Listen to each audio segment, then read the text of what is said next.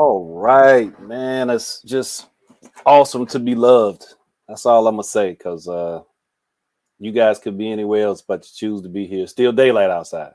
You know, I appreciate y'all. Welcome to another edition of Grown Folks Business on a Thursday evening, and we are back after a bit of an hiatus. It was at least 3 weeks, I believe. A lot of things going on. Kind of kept getting in the way of us getting back to our normal groove, but put the needle on the record. So we here, and we gonna groove for as long as we can with the people we have. I know some of you have got things to do, and I know some people are already doing them. Some of the usual suspects are out and about and on the other side of the globe. So I'm glad I got the people I got in this space right now, because it's always nice when the squares fill up. So Jay, thanks for joining us. Lisa, thanks for coming in. And Celeste, always a pleasure. See how we land on this topic and catch up on some others, because 3 weeks is 30 years these days. So much happens every 5 minutes, man. I swear. I mean, we could spend the whole show just catching up on things. But I had a topic, excuse me, a couple weeks ago. Oh, Joyce went to watch. Appreciate that, Joyce. I thank you for that consideration. You'll have to join us when your grandchildren are a little quiet or something, or you got to spend that quality time though, and I'm sure they liking or loving it. So enjoy. But also, thanks for joining us. So yeah, I swear it's just been a crazy last couple weeks, and there are things to catch up on that we can. But the topic was a good one, I thought, and I put it in the oven and just let it marinate and cook a little longer. So here we are. I'm going to ask one of you guys, or just you guys take a vote. Do you want to catch up on a couple of recent things and have a quick round robin on those before we get to the topic, or should we do the topic first and come back? Yeah, go ahead, Celeste. What's the topic for tonight with Brian? So the topic, and I'm sorry, that was on the link. I should have said it though. The topic for the night is honoring people in an unreasonable society. Should we stop naming things after people? I think that's a relevant and pertinent thing all the time. But again, there's been so much that's happened over the last couple weeks. We spoke about Brittany Griner a couple weeks ago, so I know we might want to touch back on that, since there's been a sentencing handed down.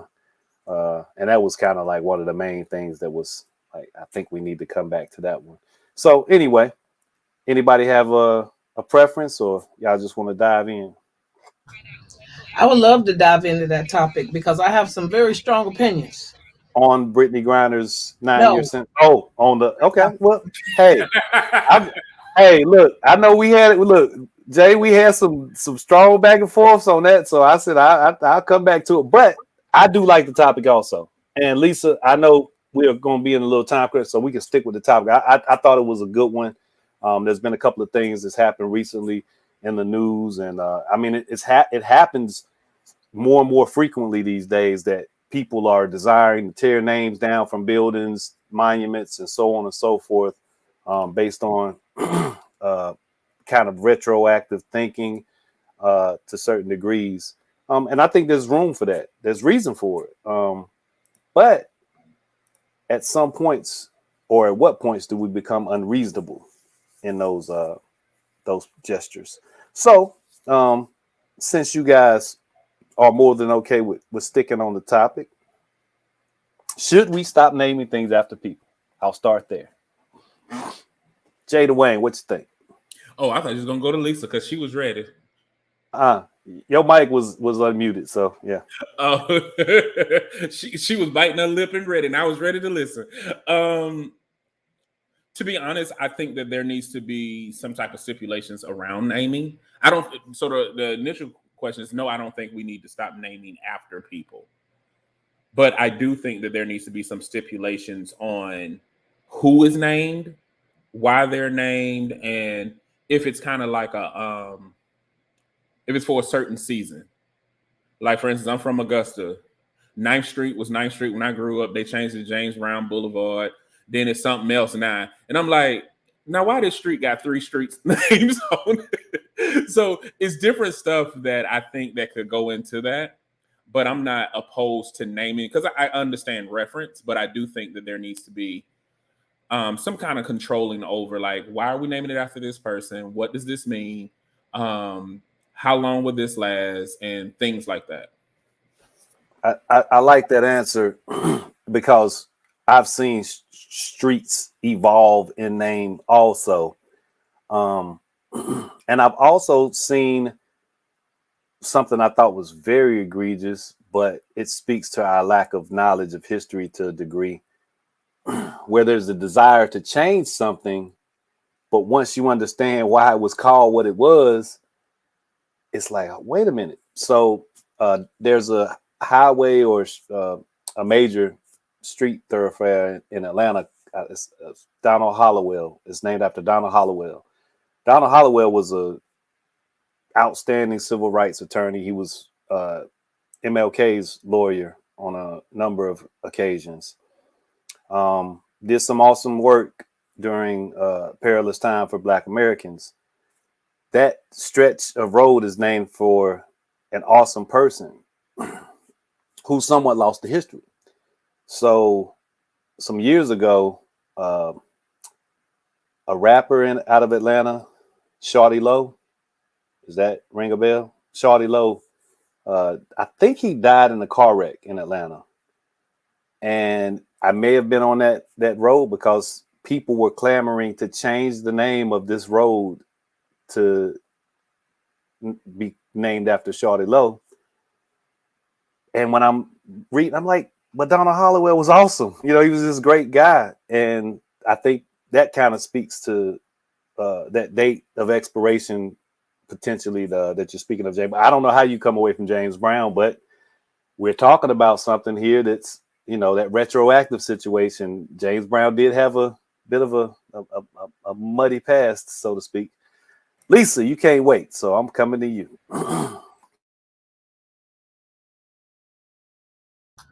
Yeah, so yes, I'm right up at the I don't like them naming streets after people, and then the people living on those streets don't know who those people are.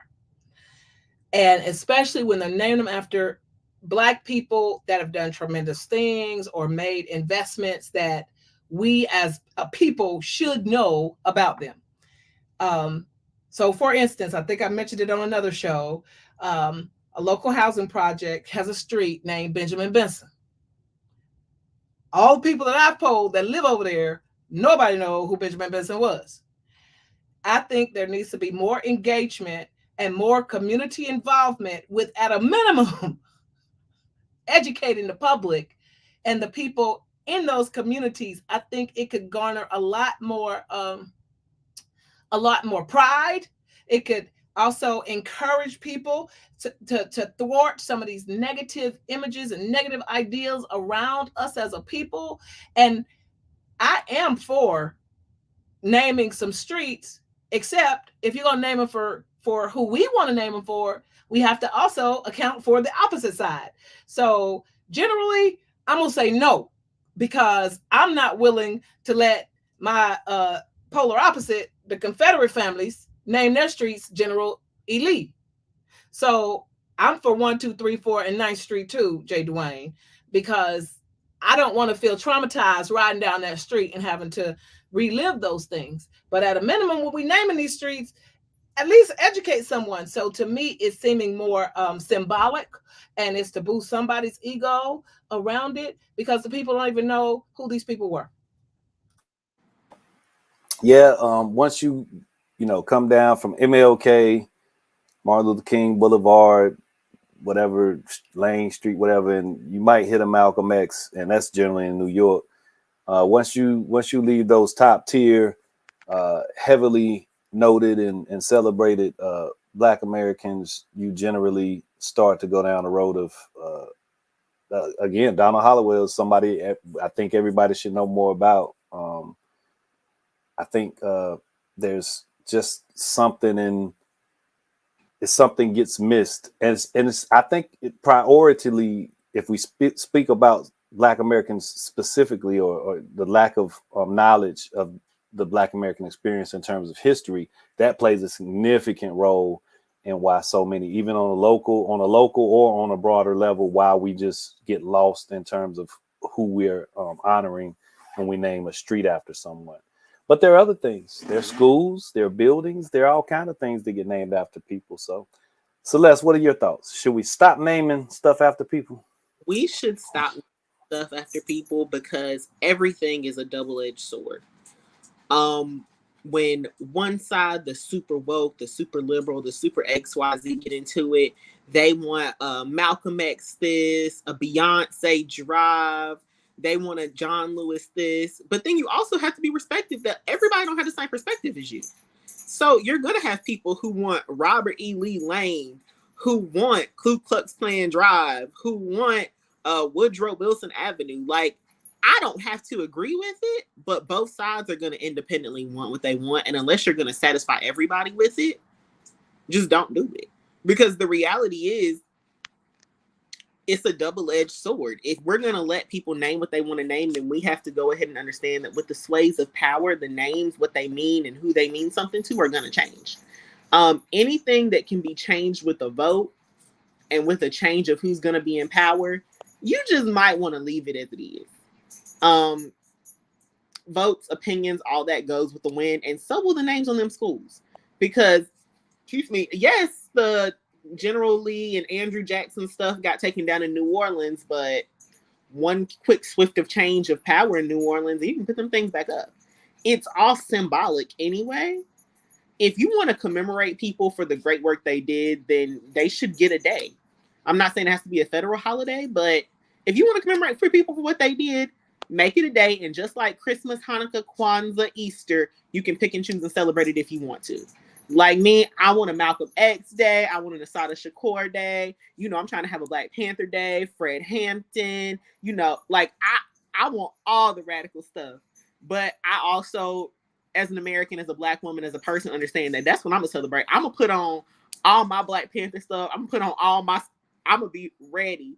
But I'm also going to have to understand that on Robert E. Lee Day, Confederate flags gonna roll, because if we do that, we have to do it for both sides.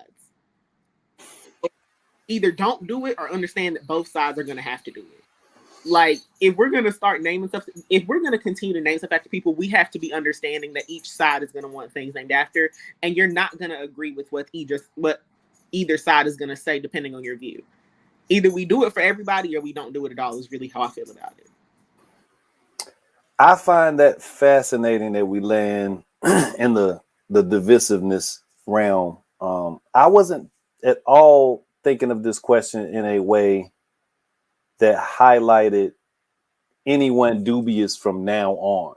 And I mean it in the sense of there are those in our society, very few, but there are those that ascend to a level of a consideration for humanity that makes more sense when it comes to naming stuff. And that doesn't mean we can call everything MLK something. No, not even that. I'm trying to figure out who you talking about, because Gandhi, Nelson Mandela, shoot, Bill Clinton, the most popular president we got, and people would have an issue if you erected a Bill Clinton elementary school. I'm definitely not. Yeah, Bill Clinton is low bar for me. Exactly.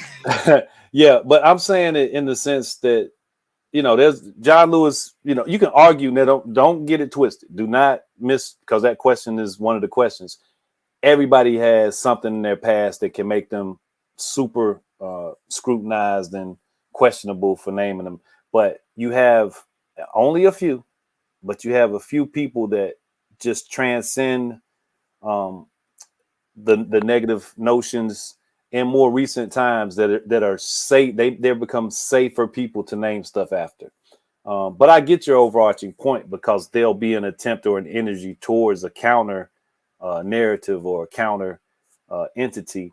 However, I don't think that's something that gets pushed forward, because they're clearly speaking of things in a way that eliminates consideration for a large group of other people. So that negative connotation to their to naming something after those type of individuals, I don't think anybody's going to get any energy. Now, don't get it again. I completely get the point where you're saying who's in charge, because there's, what is it, a guy signed something, I think it was Tennessee or Alabama, something, Robert E. Lee Day, to counter, was it MLK Day? It was some, it was, some kind of, I think it was Tennessee. Marsha Blackburn posted something.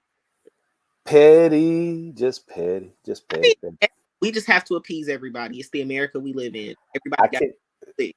but we know for a fact that was something that is carried forth by the people in charge, as opposed to what is truly reflective of the country as a mass. So anyway, not to go down that rabbit hole too far.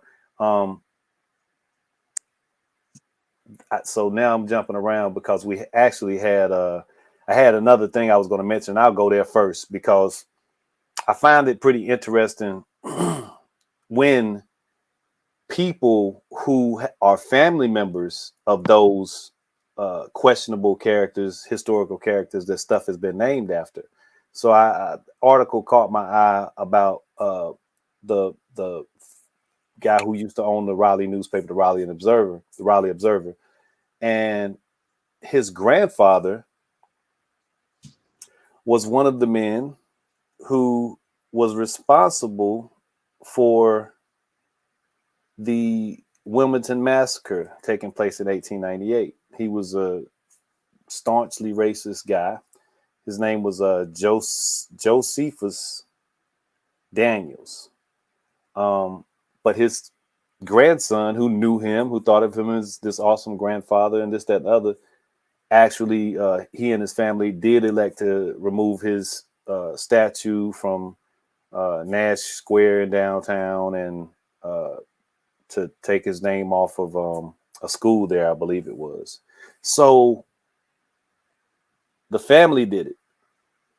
That's a pretty fascinating thing to take place. But as you stated, Celeste, somebody else could come along and say we like what he did, and if they're in a station or a place, they can get some recognition. So anyway, I found that pretty interesting. So that question, to be kind of piggybacking off of that, is how much should one's personal failings affect their legacy? Should every person that has something that is taking place in their past, even to that level, just not even be considered at all in naming anything after them? Go ahead, Celeste. I'm not sure what's going on with our cameraless folk.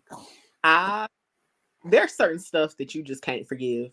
I don't forgive child molesters. I don't forgive people who spree kill. Okay, I know this is controversial. Sometimes there are homicides where I'm like, you know what? That's between you and God. Your husband beats you down and threatens to kill you, and domestic violence issue. I'm not judging. I am not a God. But certain stuff I'm not forgiving, and we're not looking past it. If you sold drugs at one point in time, I can look past that. If you had to become a sex worker to feed your family, I can look past that. Malcolm X, he did whatever he did. I look past that because he didn't do anything to the detriment of somebody else. Like, he did some questionable stuff, but was it one of those things where I'm like, "Ooh, you're so awful, XYZ"? No.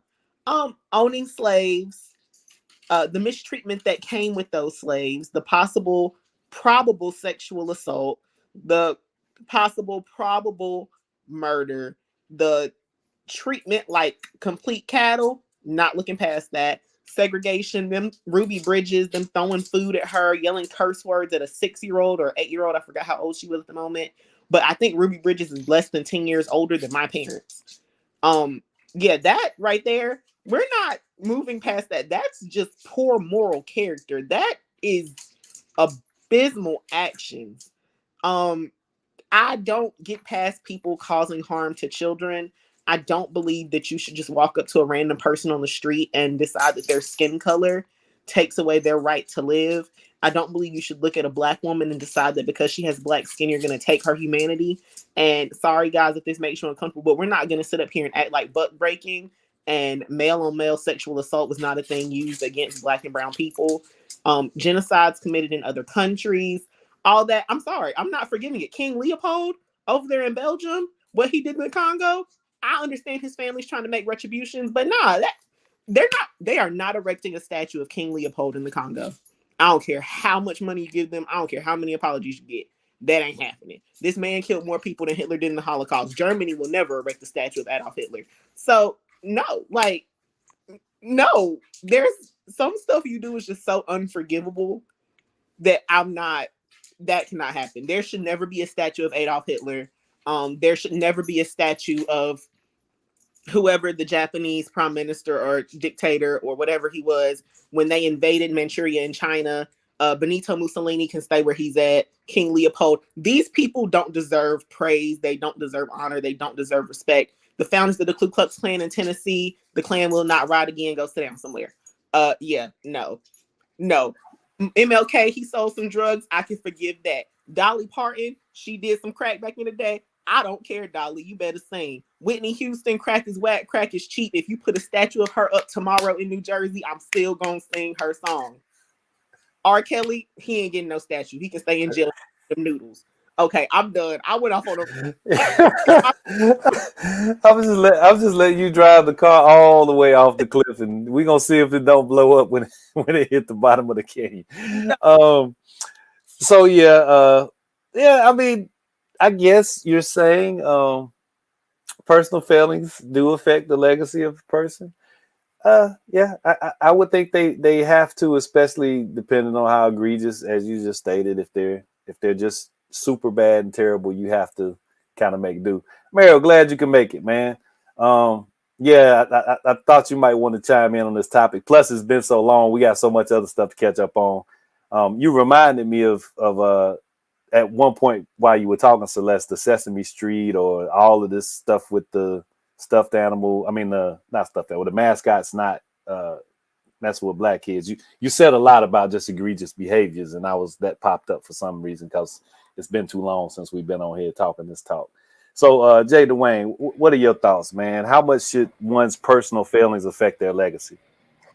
Kind of adding to what Celeste said. I think that I do think we do need to take family into consideration because family may have several different reasons why they don't want a name up. And one of the things I found about American culture is if we think it's a good idea, we tend to impose our beliefs on somebody, like impose our services on somebody and say, this should be a good thing. Why don't you appreciate that? And I just hate that because we do that a lot. Like, they're trying to help you. I didn't ask for your help. But I think that should be taken into account. But I also think when we're naming things, I think historical significance and not necessarily a person's notoriety. Like Martin Luther King Boulevard in Atlanta made sense. Martin Luther King Boulevard in Augusta doesn't necessarily make sense. James Brown in Augusta does make sense, especially if you put it near Beach Island, Barnwell. Those things make sense. And I think when we start naming things, there should be a historical significance, and do like they do a lot of the Black people. There are Black schools that they'll name two Blacks that did nothing with each other after them. It'll be like King X High. No, start doing the same thing with what happened. Yes, you had a Confederate camp over here that won a war, but also name it after the indigenous people that you slaughtered. So people will know the significance of what happened in this era. See, I'm big on inclusion in everything. Let's do inclusion in history. You may have won the battle, but look at the people you killed. Let's put that up too. Let's talk about that. We don't ever talk about all of that thing. And sometimes when you take away the name, you're also taking away the significance of what happened in certain areas. And you further push the agenda of people forgetting some of the history.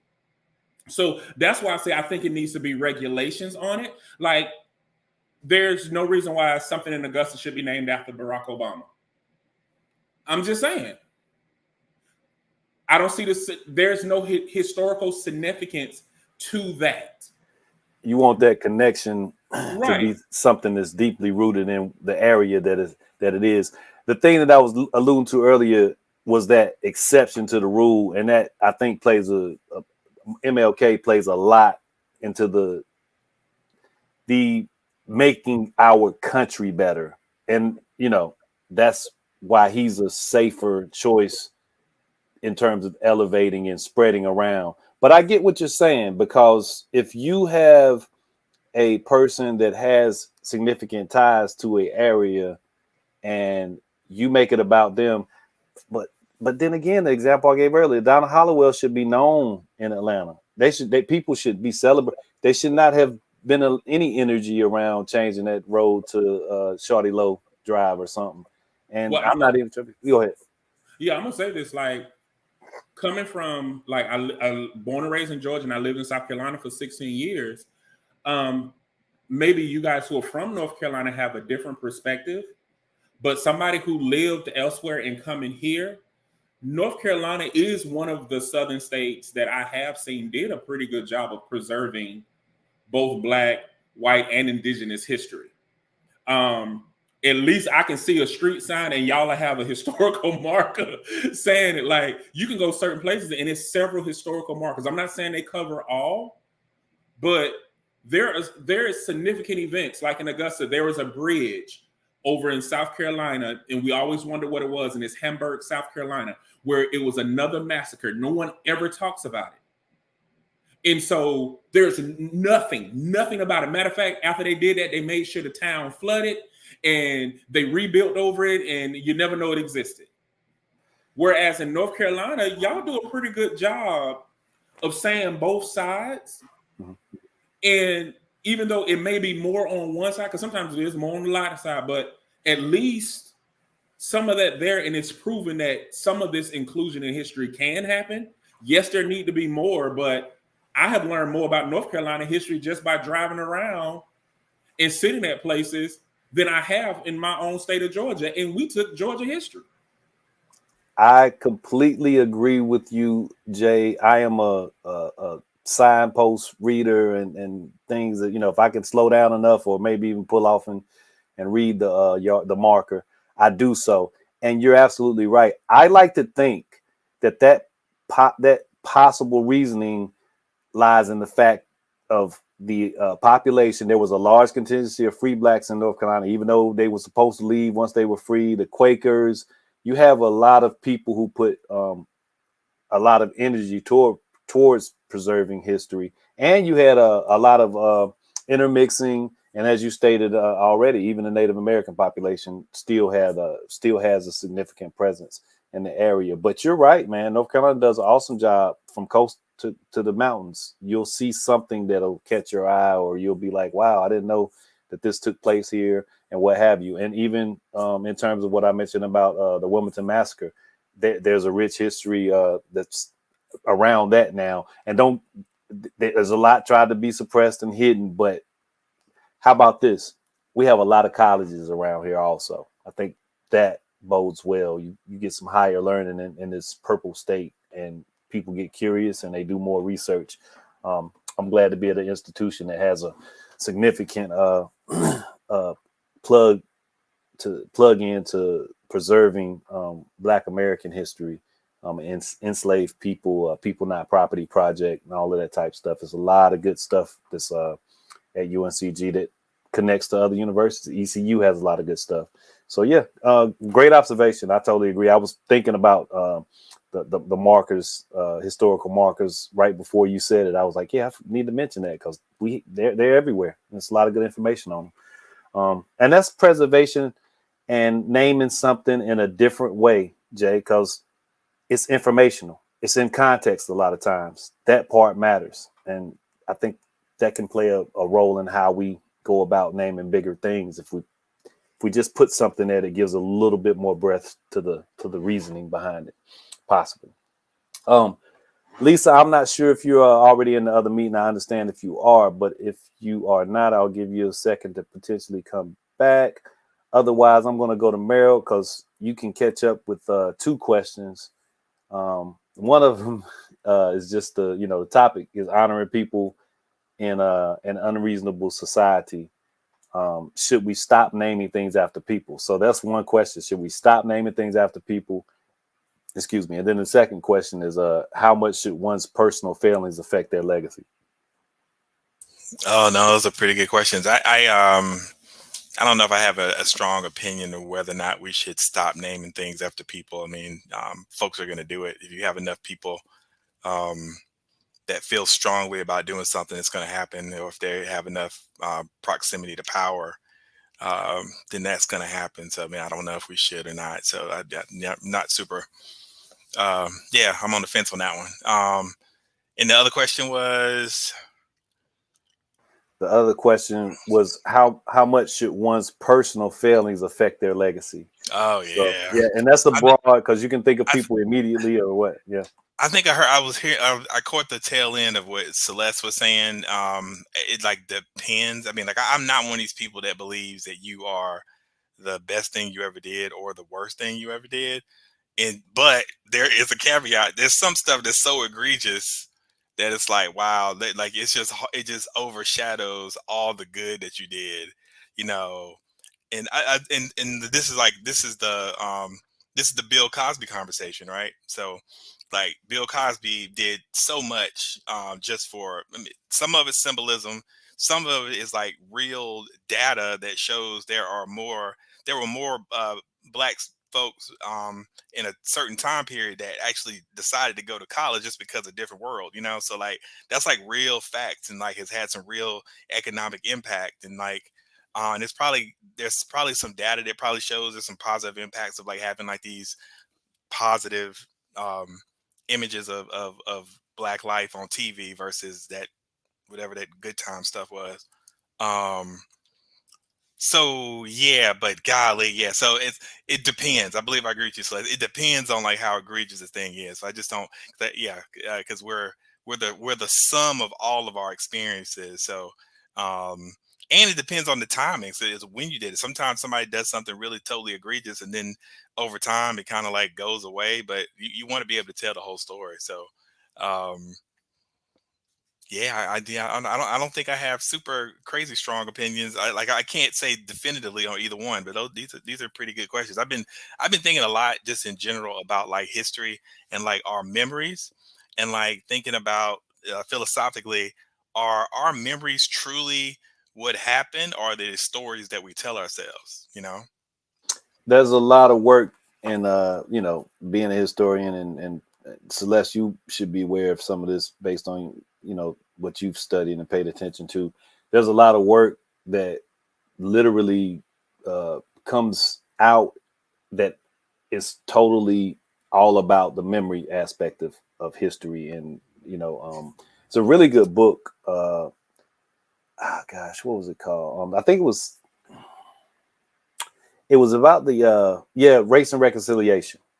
So it's I might be the wrong author. Forgive me if I'm wrong. I think it's David Blight. I'm not sure. But this book is about the end of the Civil War and the years after, when Woodrow Wilson becomes president, and the reconciliation that takes place between the North and the South, and who's absent in that reconciliation? Black people. The whole reason for the war is absent. So it's the book kind of wrestles with the memory. Matter of fact, I think memory's in the subtitle of the book. So it's literally, as you discussing, right, as you brought up, Meryl, selective with what's important once you get a distance from that great war. So these old geriatrics gather in the 19 teens and 20s to have this celebration of reconciling after the Civil War, and no black people are really allowed there. Woodrow Wilson, he pretty much resegregated the government. So you have this racist president who orchestrates this feel-good moment for the veterans of the Civil War, and it's missing context. It's missing that that historical marker that Jay brought up. It's missing that. So yeah, that memory part plays a significant role. Is anyone safe from retroactive scrutiny? I think we've kind of answered that. I think some people, again, I think some people have transcended. But Jay, you shaking your head pretty hard. At least I'm coming back to you if you're able to chime in. But Jay, go ahead. You saying no, they're not. Well, because like people act like several things can't exist at the same time. What you did still doesn't take away from what you did. And we tend to do that all the time. Like a good example, Kobe Bryant. He died. He was a girl dad. He was a great father. Yo, I'm not gonna be here for the Kobe slander. Don't you But do I'm it. just saying, he did rape the girl. Don't you do it. Don't you do And it. they got mad that was brought up. But it's these two things that happened. He settled that case, sir. He settled that case. But the 19-year-old girl herself said it happened to me. And I believe the 19-year-old girl, and she talked about she was bullied. So that still didn't take away the fact that he was a great basketball player. That still didn't take away the fact that he was a great father. But if he raped the girl, he raped the girl, and people act like you can't talk about it. I can talk about what you did. It's okay. You bring up Allegedly. They bring it up. Well, no, Jay Dwayne brings up a great point. People like to act like two things can exist in truth in the same time. People like to act like things are mutually exclusive. The reality is, okay, I'm going back to Bill Cosby. He probably, if 30-something women say you did something, at least 15 of them ain't lying. Oh, he did that. So he did it, but he also empowered the Black community at the same time. Like, he's probably responsible for a couple of Black lawyers, Black doctors, like him and Claire did the thing. Felicia Rashad, they did that. A Different World, Denise, she did that. Like, you can't tell me that Alpha Phi Alpha interest and Alpha Kappa Alpha interest didn't go up after that episode of A Different World. Like, they are responsible. R. Kelly made great music and is a child trafficker, child molester, and everything under the sun. Like, those two things, they're not mutually. You can be good and bad at it. I take that back. You can do good stuff and be a bad person at the same time. Those two things cannot. They can mutually exist together. They don't have to exist separately. Bad people do good stuff every day. Good people do bad things. Like, good things happen to bad people, and bad things happen to good people. That's life. Lisa, I'm sure you hop on it, baby. So, Lisa, you got something you wanted to throw out there? Come on with it. A whole bunch going on. I don't even want to know. But yes, so I like your point that yes, good things happen to good and bad people. I mean, good and bad is in all of us, right? And I have opinions based on my lenses. So I get in my feelings about Kobe now because nobody knows but those two people. And everybody does something. We all do something. But I like celebrating the good in people. But when you lift people up all high, then they're easier targets, right? I'm about trying to give people things they can look at to encourage them to keep on going. So, especially my brother done left here, and if that can encourage some little Black boy to be better, then I'm all for celebrating Mamba mentality. But I also am about humility and not having to put so much faith in people and elevating people too high, because the same people put you up there are going to be the first ones to knock you down. But I don't believe and we had that value conversation before about celebrity and things like that. So I guess I'm just all over the place, but it is complex, right? You need some of that, but how can you be a certain level of great without having a certain level of arrogance, right? So a lot of people say Tiger Woods went crazy after his dad died because he didn't have this maturity beside him to keep him from getting. But then also, who doesn't have things going on? Like, I have a level of crazy. I mean, I was talking to somebody earlier today. I poisoned somebody when I was 19 years old. But everybody say Lisa married Millen Gray. I can't forget that I poisoned somebody when I was 19 years old. Now, my ex-husband say stop telling people that, but in order to keep myself humble, I'm no better than the chick that the dude died. He just didn't die. But I was messed up. So I mean, I know. Oh, see, thank you, dude. I'm about to go get my purple and gold too. I am not laughing that hard at what you talking about, Lisa, because I don't. It is. I appreciate you sharing that honesty, but this dude went and put on the Laker jersey. Lisa, I want to hear the story. I got a friend who says she'll poison her husband with arson. Hey, listen. Y'all had to let off air because we're not gonna be We're responsible. not going to incriminate her on the air. Nobody on here is gonna have somebody that in proximity that gets poisoned, and we done had it. I talked to Chief James last year, and I am outside. Like I'm good. The views of the are not necessarily the. Yeah, good. Hey, we need that record. We need that What button. I love about it is that Lisa put it out there before somebody else did it. Hey, Lisa done put it out there too many times. Look, we got it there. We know. But you know what? Some people ain't been reached yet. Listen, and some people ain't been reached and delivered yet. But so you get my deliverance, my Damascus Road experience from that. I ain't out there shouting, go poison somebody. I'm talking about, oh Lord, don't get me started preaching. Go ahead, dude. No, Yeah, I do. Sometimes we talk about history all the time. Like we talk about slavery, for instance, but we don't talk about the impact slavery has on the current mentality of how we excuse certain behaviors. And it's like, it's amazing how we're passive with one thing and not the other. Now, this ain't even about Kobe, but it's just like, if a girl is raped, she's fast. And maybe I take it personal because I'm a girl dad, or maybe I take it personal because I was molested. But if somehow we blame victims for what they go through, and then change the narrative based on how talented a person is. Like if a person can sing, we're forgiven. If a person can play, if a person can act, if a person can do anything, all of a sudden we base their worth off of what service they provide versus just them being a human. And it happens so much, and that comes from slavery, and we don't realize that. Oh, he's a producer there, so let us keep him. She talked about bucking, but the other part about it was we're going to keep him around, and we're going to let him see his kids because he's a producer. Jada, we about to be after this, honey. I like it. Yeah, so yeah, I mean, I have to calling a whole spade a spade. If we're gonna call a spade, let's deal with all of those things, not just one. I think you might like to play the game, but you might not like to lose. Let's talk about it. I think we're here for everything that's being put on the table. I really appreciate the nuance and layers that we are wrestling with when it comes to these type of situations.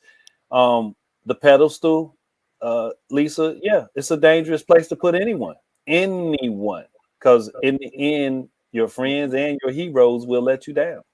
However, I'm not condoning or saying whatever behaviors took place between Kobe and that young lady were above board, below board. I don't know. I wasn't there. I do know it was not a good look for any parties involved. And Kobe told on Shaq, and that was wow. it was like, wow, man. Come on, dude. That was pretty sad, man. But then, Tiger. I appreciate that, Meryl. Thank you so much. And then, Tiger on the phone talking about hey, this is Tiger. Don't pick up the phone, and when it calls, you catch people at their lowest moments, man. It's pretty sad. It's pretty sad. So here's to not having low. here's to not having two low moments and getting caught while you're having them. Meryl, you the only one that didn't chime in on this part. How much should one's no, we already asked that. Is anyone safe from retroactive scrutiny? Is anyone safe from it? I was sitting there racking my brain trying to think of who might be that person. I can't think of a single person who is free of it. Who would be free of it? I mean, the person would probably have to be already gone. What about Jesus? Jesus. Oh yeah. Yeah. No. What yeah, I don't think you can cancel Jesus now. You can't cancel. I don't care what I read. Hey, that was I literally answer my own questions, Celeste. I do. And when I came up with that question, I went as far as I could in my thinking, and that was the absolute person I think is beyond scrutiny retroactively. Until they find the lost scrolls, you know, that time period that he kind of disappeared through. It's like a 12-year gap or something. Yeah, I can't remember what it is. I don't know. I mean, but I think that's the person that, you know, you can put in there that can't be scrutinized retroactively box. Anything you want to add, Meryl? You good? Yeah, I really can't think of anybody at all this evening. Stumped them. You got me. So, well, that's saying you asked a Muslim. I'm sorry. Let's say you ask a Muslim or somebody of a different faith, though. Oh well, very true. You know, even with Muslims, well, Jews may be the ones that put the most scrutiny on Jesus because they don't believe he's the Messiah. But again, I don't think they question to the point of that's where it, I think, ends with that. Just as he wasn't the Messiah. I don't think there's anything that you find that is so egregious in his behaviors because he sets that high bar of caring for your fellow man, that being a humanitarian aspect that I was alluding to with MLK, that sets you above in terms of considering the whole. And that part, I think, is what allows for that scrutiny to be less for so many people. But anyway, I mean, you're right. Somebody out there got a problem with them because they might worship the devil. So they gonna fight. I don't know. We you know, it's gonna be out there.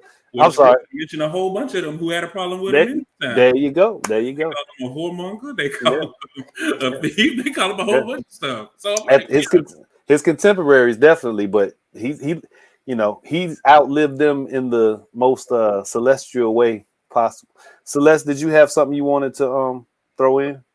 No, I was just gonna say, from the 3 Abrahamic religions, you're gonna find a lot of scrutiny about Jesus because Allah, Jesus Christ, Jesus the prophet, although different once you get to Judaism, Islam, Christianity, all similar in retrospect. Like when you said you're gonna have to ask the devil worshiper, yeah, because the reality is we have hundreds of thousands, possibly, religions in the world, but there seems to be a consistent bar of do the right thing, be a decent person, honor the earth, honor yourself, respect your neighbor amongst most religions. Once you said, you know, demonic worshipers, I was like, yeah, they could probably find it. That's probably gonna be because I think most religions believe in a devil, and so that's we back to that putting people on pedestals or those bad things on pedestals. So Celeste gonna make a left turn regardless of what's going on. She gonna make a left turn. she has a fascinating brain. So I'm going to habitual line stepper. Yeah, she gonna throw a. Can I get through here? Excuse me. You know, gonna throw an elbow, gonna hit you while she's saying. Ain't give you a chance to move. Just can I get through here? So I have a request right now. Y'all have fun. I have two last questions, and they should take us home. And I was trying to figure out the whole time which order I wanted to go in, but I think I know I'm gonna say which one I'm saying for last. So first, does allowing the honoree or major donor, because that's a lot of times who things are named after, to choose a name make more sense than actually naming something after them? And I thought that I still think so. If you haven't watched it, you should. Dave Chappelle did a really good special at his alma mater, the Duke Ellington School of the Performing Arts. The controversy was that they wanted to name, I think, an auditorium, performance space after Dave Chappelle, but the LGBTQ community, who's been accusing him of being transphobic, and that's a whole nother conversation. They came out loudly in protest of that. He went through the motions and spoke to the and the show on Netflix is worthy of watching, so that he better gives you context terms of he went and engaged and had conversations and so on and so forth. But what he decided to do, which I thought was pretty commendable and clever, it was a little bit of both. He decided to name the place the Theater for Artistic Freedom and Expression. So he was being a little petty, but he also said, "You guys reserve the right. I left some space here or something, you know, put my name there in the future if you so see fit." But I thought it was an overall wonderful gesture with some great meaning behind it. So should we just say, hey, instead of us naming this after you, we just give you the ability to name it? Maybe we put their name off to the side real small, like, so we don't have to go through this every 15, 20 years when we find something wrong with what somebody did. It's so small you can barely see it. It's actually called artistic expression and blah, blah, blah. So what do you guys think? Should we just ask those people to name the place something else? Jay, go ahead. I think it all falls under, you know how we talked earlier? I think family or living person goes into that same category: significance, historical significance, and whatever enrichment component that is going to be. I think those three things should be standard on anything. And I think, yes, just like a family say, I don't want to name after us. I think if there's a suggestion, I think all of those things can be taken into account. But I think it still goes back to, okay, with the name suggestion, how will that bring historical significance to why something is being honored in the first place? And if those things can't be determined, I think you just move on to another possible candidate that can provide that significance. I think we make it too complicated. Like, I understand we all have emotional sides to it, but I think if we just pull certain things up and say, okay, these are the determining factors of why we're naming something. If you always rely on that, it don't matter. That vanity thing that Celeste was accusing me of earlier, I think. You mean your picture in the corner? I think that comes into play when some people are processing the moment of the investment they make to potentially have this thing named after them, right? So, Jay, you're talking about something that makes sense for more than one person, for people who actually have hearts and minds in a positive place and are saying, let's talk about this before we do it. But that person is, Donald Trump has his name on a whole lot of stuff, and ain't nobody having a discussion about putting it there. He's like, nah, my name is now a brand. So, it's not going anywhere. It's going to be out there on something probably for the rest of the time we here in some capacity. But I think that's a good observation. There was another thought I had that I lost track of, but I'll come to you, Lisa. Does allowing the honoree or major donor make more sense?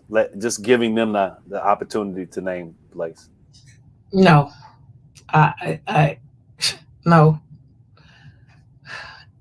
It just perpetuates the continuation of the elitist having more elite status. And I like Love is a Parable. They're my group. I love y'all. You have me cracking up saying put me on a pedestal. The devil is a lie, because I don't want you shooting at me. I try to stay undercover as far as possible. But to that point, for someone to know who the Bryan family is, do they know everything about the Bryan family, right? And how the Bryan family got their foundation and all their money. So no, don't put their name up there if you're not going to put the Foushee name up there, right?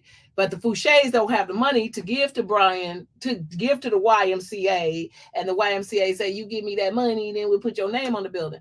I think more people need to know about Foushee, who is a part of helping with the kids and things like that. So I'm just like, nope. That's why we're having to spend millions of dollars now to rename Charles Brantley Aycock to Swan. My kids were petrified when I found that out at 37 years old. He was a hoe. They were like, Mama, please don't come to Aycock and protest. Yeah, wonderful points. But yeah, I'm trying to stay low key too. I don't have anything in my past that I don't think that's gonna trip me up. But man, the scrutiny, the lights. I'm not the person that desires. I'm a pretty humble guy actually, Celeste. And I'm coming to you, so turn your camera on. There you go. All right, Celeste, go ahead. Give me your thoughts on the matter. If you We're not even gonna go into whether you humble or not. You are a great guy, Felton, and that's as great of a detail as we don't Man, get. I'm getting ready I, to float away. Head getting ready to just swell up. I Thank know you. I said that's as much as I'm saying, but I'm happy to have met Felton. I feel like it's a double-edged sword again, because if you allow people like, okay, I went to A&T. Mr. Deese gives a lot of money to the school. We have Deese Clock Tower, Deese Ballroom. Everybody's not going to want to name it after themselves. If you give people who pay for it the opportunity to name something, again, everybody doesn't agree. So they may name it after somebody that half the population disagrees with. It's one of those things where there's no way to satisfy everyone. So you have to be okay with the dissenting opinions that are going to come with it. And sometimes you can't rationalize it. If they don't want it to be named after themselves, I I don't know what to tell you. I don't think they should do it because, the Lisa McMillan Library, Lisa, you haven't done anything that makes me go, her spirit ain't right. So, everybody got a little crazy in She it. just told you she tried to poison someone. What in the world have you been listening to? No, I'm saying she hasn't done anything. We all got a little bit of crazy in us. If I go back to what I was doing in 1920, baby, I will not incriminate myself. We gonna move on. Exactly. Everybody got a little crazy. She just upfront about hers, and I Thank you, respect. Les. And that dude married me after I poisoned him. So thank you. You poisoned them. It probably has some other kind of effects. I'm trying to make it hard for you, Lisa. I can't do it. My fingers don't want to work right. But it ain't nothing but love. Lisa, You know we I'm gonna love. talk about that another day. But make sure you're prepared for the double-edged sword of it all, because whenever humans make mistakes, humans have errors, XYZ. But whenever you give somebody the opportunity to allow their money to have influence, you have to be prepared for the ego, the misogyny, the whatever, the XYZ that comes with it. Because jealousy and what is it? Jealousy, envy, and a big head can mess up a lot of stuff. So I totally agree with that, because there's also inside of that narcissistic vain behavior or thoughts is eternity. That is literally what we have come to understand about becoming immortal. It is your name transcending time. It's being something that exists forever. And your bloodline is eventually is going to run out. But if that monument or that street, we'll say, but streets do have a tendency to change. But if that monument is still there, if that library, that building, or whatever, that university, yeah, man, you can live forever. I just said thing I forgot. You Go can't ahead. control who your family is. You might not like what they've done, but you can't control it. I just say again, if your morals align, don't commemorate it and celebrate it, chastise it, learn from it, move on. But you can't control who your family is. I can't judge you for what your great grandfather did. I dig that. I wanted to say what my thought that escaped me earlier. And Meryl, I'm coming to you with both of the last questions, so you can answer twice. I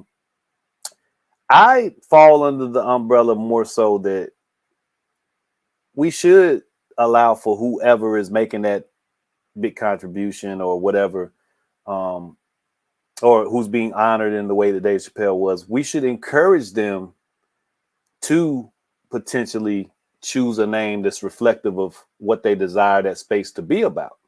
I like that he did what he did. I know it was petty, but I like that he did that.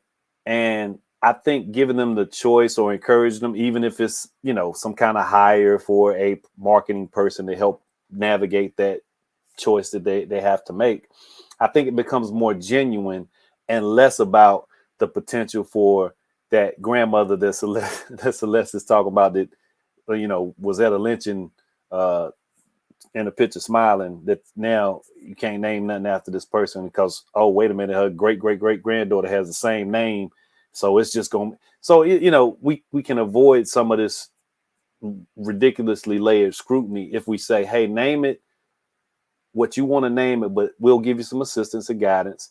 This is what was here. Jay, to your point about North Carolina's rich history, who lived on this land first? Can you give them some, elevate them in this consideration of naming, and so on and so forth. I think it's not as complicated as it can be, and not as disastrous as it can turn out once somebody finds something wrong with the person it's named after.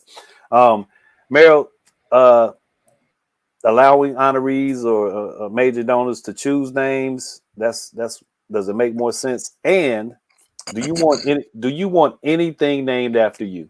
And I say that with Erykah Badu in mind. One of my favorite songs of hers, don't be naming no buildings after me to go down dilapidated.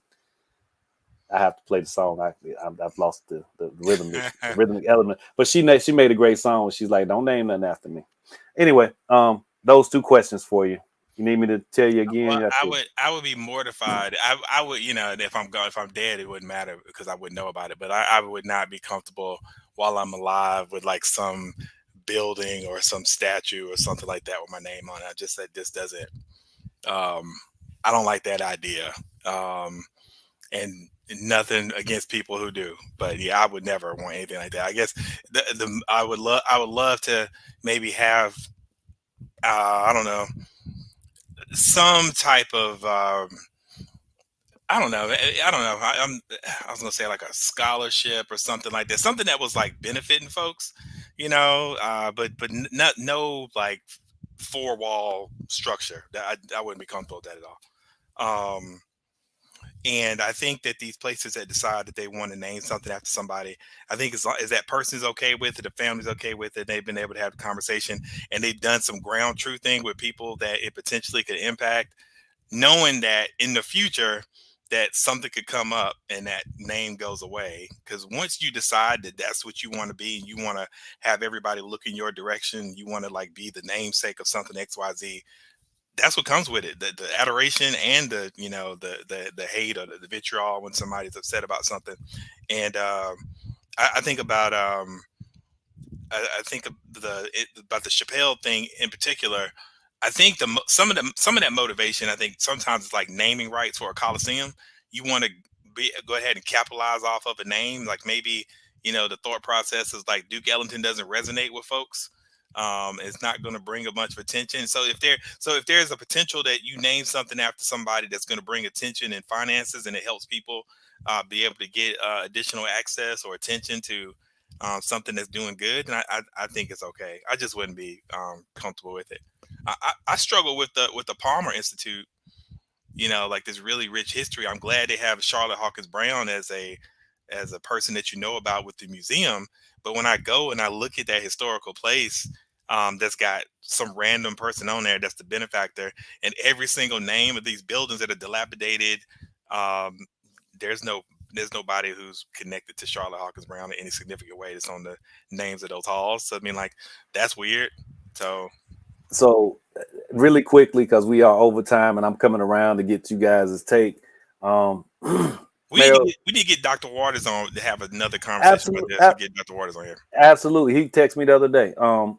So the thing at the Charlotte Hawkins Brown Palmer Institute, I asked a question to the guy that presented the documentary that was all about the naming, because I already knew generally those type places are built by, at those times, white progressives who were okay with segregation, but they didn't mind spending money and empowering people black folks to have their own entities, as long as they weren't. But then whose names are elevated, like you said, whose names become those on those buildings? Different white people who invested primarily. And he went down and named quite a few of them. I'm glad that it went to North Carolina Central University, founded by a black man. One of the few. You got Shaw, Howard, you got these Hampton, these places, HBCUs, but they're named after the white founders. So it's a weird dichotomy. Okay, coming around the space, you guys answer this question because we over time, and I thought I'm still seeing if I'm gonna slide into this other meeting. Do you want anything named after you? Jay, go for it. Ooh, I'm like Mara. I don't know how I feel about that because you want to leave an impact, you want to leave a legacy. So I don't know how I feel about that. But I will say, anybody who says they have a problem with it, then if you look at our states, our rivers, our creeks, our counties, that's a prime example. They are named after some black, some white, some indigenous, all of that. I mean, that's how you know where the indigenous people were by a lot of the names of the creeks and the rivers. So we're doing it to a certain extent. I just think that sometimes we get a polar lens on something and then all of a sudden we act like it doesn't already exist. So it already exists. I don't know how I feel about me personally being that. So I got to see when the time comes. So I'll say this before I go to Lisa. The time may come while you're not here and you don't have a choice about it. And that may be okay. That might be the most genuine way for it to happen. I think about Portia in this instance. I think about Portia Paris Fellowship. Who knows how she would have felt about it if she was still here. But I cannot imagine not honoring her in that way. And I wouldn't mind the library being open. So you think about it from that dynamic. I love that lady. She's but awesome. To your point, I'm against, but I am against like giving people their flowers after they died. Not Portia. I'm just saying in general, anybody. So I'm like, if I honor you and I respect you, I want you to see that too, and I do want you to have a say in it. But you know, Jay, the reality of that materializing doesn't necessarily take the same shape while that person's here. So, I mean, this is a practical matter. It's not even about not giving them flowers. Portia got all her flowers.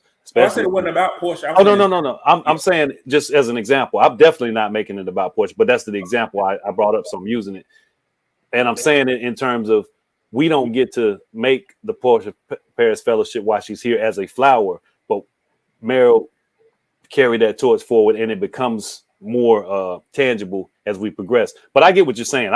You better look, man. If you good peoples, you should give that good people appreciation and love while you're here. I'm with you on that, bro. No doubt about it.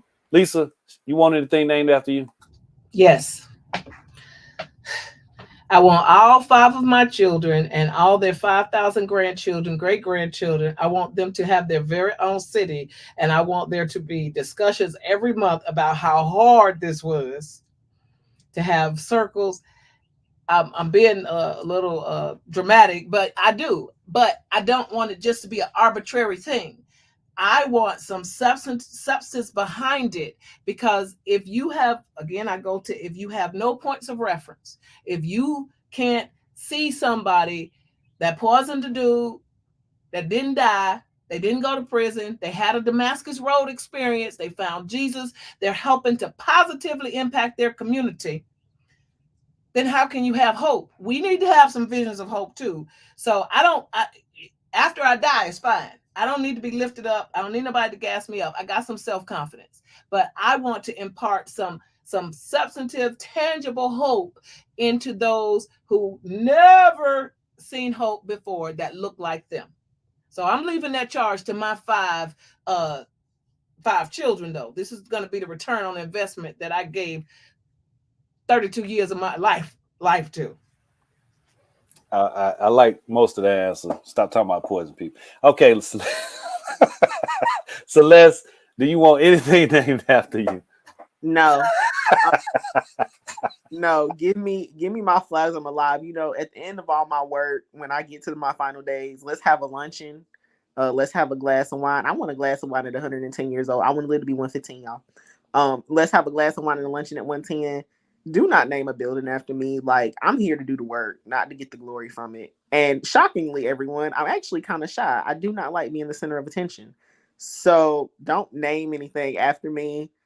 And plus, have you met me, child? You name that building after me, somebody gonna burn that thing down. So I'll say, if something's named after me, I want it to be more about what's inside of it. If that building exists and for some reason my name finds its way onto it, I want what's inside of it to be worthy of everything positive, great about the human condition, about us doing better, blah, blah, blah. All of the wonderful stuff is what I will prefer is inside that building.